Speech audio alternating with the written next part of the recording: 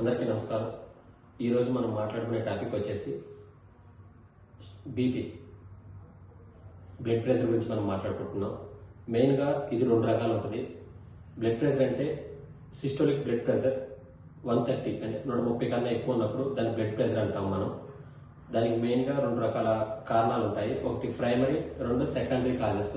Primary causes వచ్చేసి unknown factor అనమాట. యాక్చువల్గా ఇది 90-95% పీపుల్కి హైపర్ టెన్షన్ అనేది కారణం లేకుండా వస్తుంది. ఎందుకంటే అది ఫ్యామిలీ హిస్టరీలో ఉండొచ్చు, ఒబేసిటీ ఉండొచ్చు, ఏజ్ అయిపోతుండొచ్చు, లేకపోతే ఇన్సులిన్ రెసిస్టెన్స్ అవ్వచ్చు, స్ట్రెస్ అవ్వచ్చు, అదర్ కొన్ని అంటే ఫిజికల్ ఇన్యాక్టివిటీ వల్ల కూడా అయి ఉండొచ్చు.